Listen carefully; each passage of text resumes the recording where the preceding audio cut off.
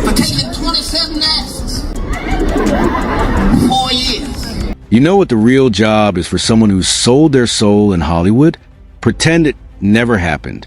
Smile, deny, perform. That's the role they all play. Look at how this played out. P. Diddy gets handed 4 years. 4. Let that sink in. After nearly 30 tests, years of whispers, and mountains of footage. 4 years is all it took to close the chapter publicly. But what shook people wasn't just a sentence. It was the footage, personal clips, private moments, things never meant to leave the room. And even then, insiders knew this couldn't be the full story. 50 knew it too, because when you run an operation that tight, what we saw can't be all there is, and he admitted it. Only 4 episodes made the cut, meaning hours of material were left behind. Names trimmed, scenes shelved, threads quietly erased. There were entire storylines that never made it in. Patterns of behavior, dating people connected to people he already crossed paths with, having a child with a woman once linked to Tupac. History looping back on itself in uncomfortable ways. But the real bomb didn't drop until Katt Williams stepped in. Katt didn't just crack the door. He kicked it off the hinges. According to him, what Netflix release was a polished version, the safe edit, the one where the real damage was surgically removed to protect powerful people still walking free. Footage buried, names wiped, reputations shielded, and then one name started circling again. Kim Porter. Officially, her death was ruled pneumonia. Case closed. Except, the streets never accepted that explanation. Kim wasn't just around Diddy. She was family, the mother of his children, inside the circle, close enough to see everything, close enough to know where secrets were buried. Rumors say she wasn't just attending those infamous parties. She helped organize some of them. And that kind of access cuts both ways. Because whispers claim Kim may have seen things that went far beyond music, business, or pleasure. Things that made her dangerous. Jaguar Wright has said it didn't feel right. Too clean. Too convenient. And here's where it gets chilling. There was an early coroner report allegedly labeling her death a homicide. Toxins found. Poisons capable of mimicking heart failure or pneumonia-like symptoms. That context makes her brief mention in the documentary feel deliberate. If anyone deserved a deep dive, it was Kim Porter. Instead, she became a footnote. Then, another name resurfaced. Ja Rule. Before the conviction, Ja publicly backed Diddy. Said he was shocked by the allegations. Wished him luck. Claimed he never saw anything wild at those parties. He admitted he watched the documentary. Called it crazy. Insisted he'd only been to regular Diddy events. White parties. The clean version. At first, he said he was never around that side of things. Then the story shifted. Okay, maybe he was around, but uninvolved. That pivot didn't sit well. Especially after Gene Deal allegedly claimed he once saw Ja and Diddy exit a room naked together. Ja denied it, called it a lie, threatened lawsuits. Fair enough. But the question still lingers. Which version is real? You don't go from never there to present but untouched without raising eyebrows, especially now, when old tapes, photos, and witnesses keep resurfacing like ghosts refusing to stay buried. Then the spotlight swung again. Brisha Gray. To fans, he was a rising star from Empire. Behind the scenes, the story turns grim. Industry voices claim he was pulled into circles far bigger and darker than he could handle. Too young, too early. Jaguar Wright and Terrence Howard have both suggested Diddy, and even Will Smith played roles in what followed. Claims of humiliation, psychological damage, alleged sabotage meant to silence him before he could file a lawsuit. Brisha reportedly says he was set up, broken down, and discarded once control slipped. Other voices, like Orlando Brown, have hinted at the same pattern. Powerful men grooming talent, then flipping the switch when obedience fades. None of that made the documentary. Not a single second. And silence at that level speaks loud. Then comes a name nobody wants to touch. The notorious B.I.G. This is where the air changes. Before his own mysterious death, Diddy's former bodyguard, Uncle Ron, made a claim that still echoes. He said Biggie wasn't killed over East Coast versus West Coast politics. He said it was business, power, publishing, control. According to him, Biggie wanted out, wanted independence, said repeatedly he was bigger than Bad Boy itself. And when someone that valuable tries to walk away, history shows what can happen next. That's where this story stops feeling like a documentary and starts feeling like a reckoning. And here's the twist nobody wants to admit. The real scandal isn't what was revealed. It's what everyone quietly agreed not to show. Someone, and we're done naming names for now, allegedly waved a fake contract in front of Biggie's face. A shiny promise. Just enough hope to keep him from walking away. How do we know? Because someone in the room said they watched it happen. And that wasn't the only pressure closing in. According to Uncle Ron, Jay-Z didn't just want competition gone.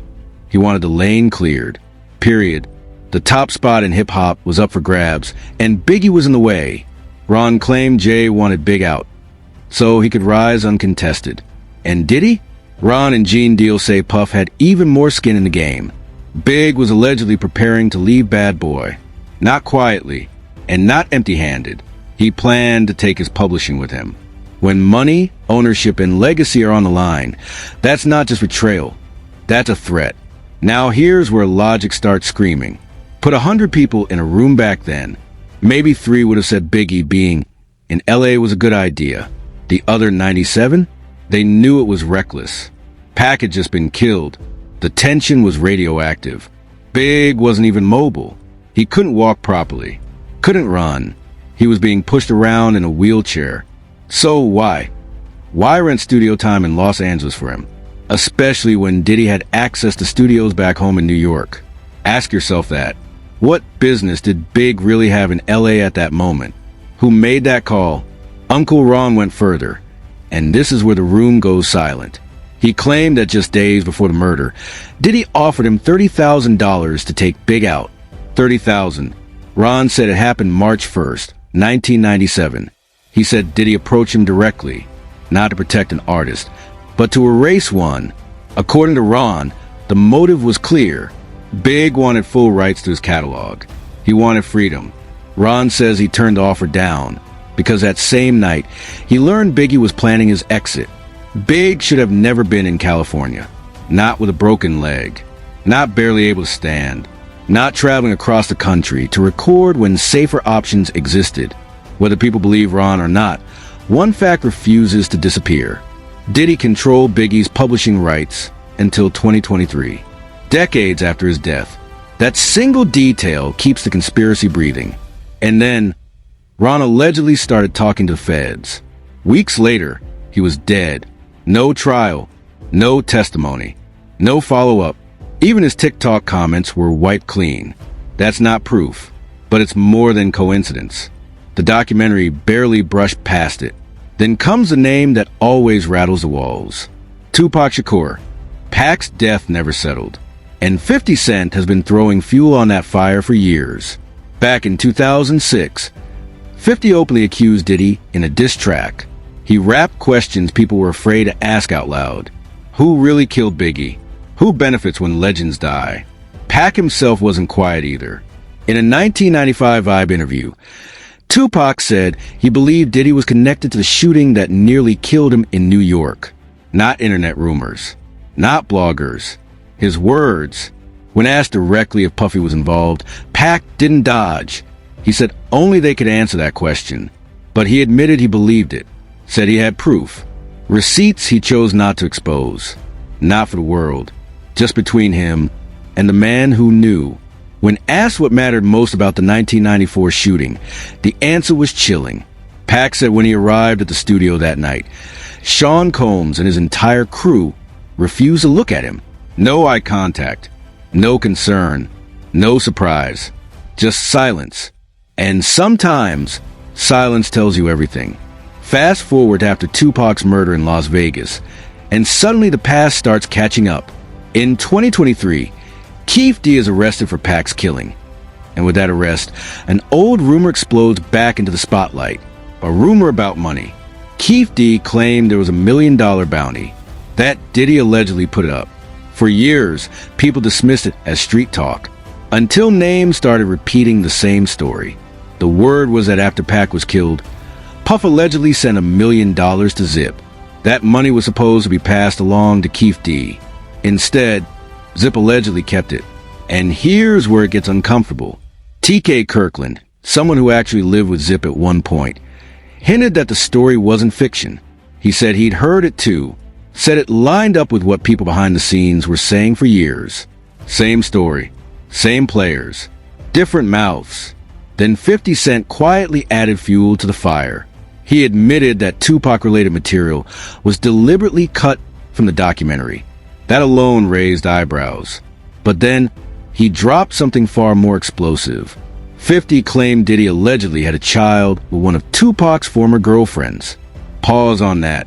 Because if that's true, this isn't just rivalry or coincidence.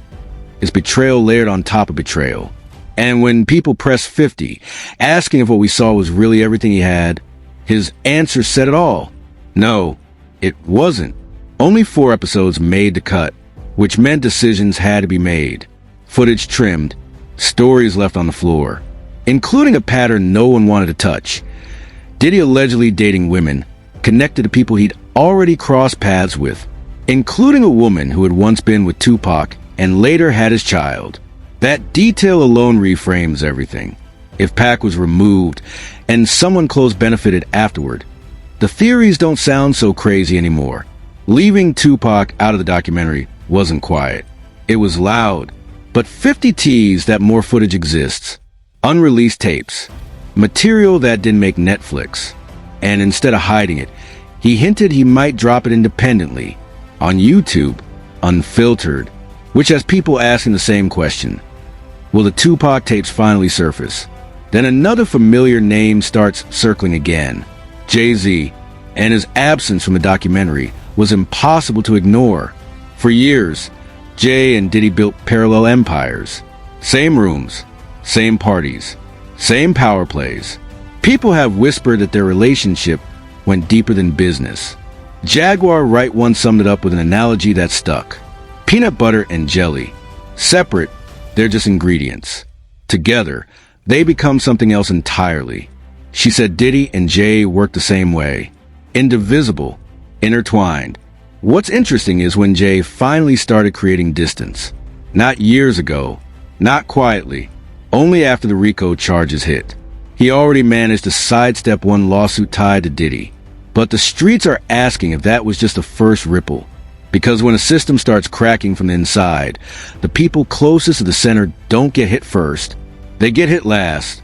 And before anyone dismisses this as just Katt Williams talking wild, that's where things get even more uncomfortable. Other insiders didn't stay quiet either. Gene Deal, Jaguar Wright, both said the same thing from different angles. This documentary didn't expose a monster.